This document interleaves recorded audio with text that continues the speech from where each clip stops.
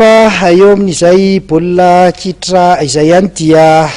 nitsangana ary manana ny toerana ny akademia ny football izany any amin'ny faritra atsinana ny Madagasikara iny mitondra fanazavana mikasika indrindra izay ny namana Zakino amin'ny ity fanadidina manaraka ity.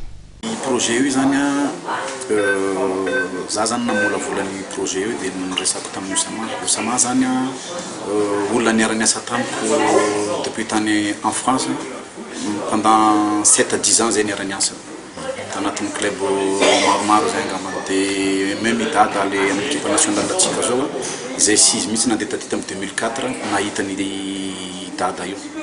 dia tatorina moa hitatsika ny résultat hoe lasa pro zany izy tany andafy any. Inona le projet io atao? Le projet atao zany dia anao akademia io. I akademia zany mba ijerevana le joueur tsika gasy dia ny mbola kely ampidiro anatin'ny centre de formation io mba hampandrosony le baolina tsika zany au bout de 5 ans satria mantsy problème ito amitsika zany tsy dia hitatsika daholo zany le meilleur joueur zany raha ohatra hoe mandeha 13 ans efa lehibe foana zany zay vao hita hoe iry mahay baolina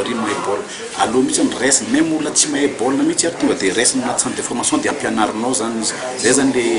but en voalohany ohatra ny centre de formation n'olona rehetra zany ilaina koa le meilleur rehetra na any Ambanivohitra zany Majunga, Tsuliar, Tananarivo zay te hiditra anaty centre io dia mahazo miditra à une condition zany izy amin'izay fotoana zay mba misy qualité. Le centre aiza no atao? Any Antamatave zany le centre de formation atao.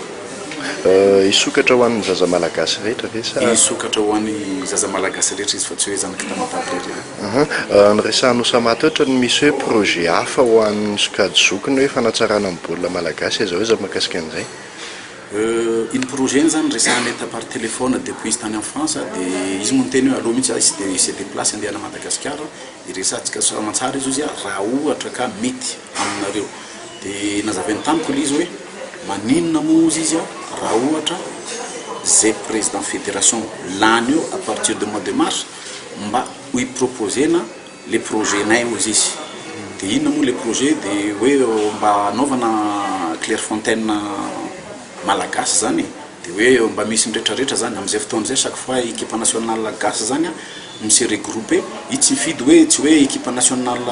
premier fotsiny zany fa même moins de 21 ans même moins de 19 ans 17 ans zany tsy maintsy mba anatin'ny centre io zany misy regroupé alohany mandeha manao match que ce soit national na international.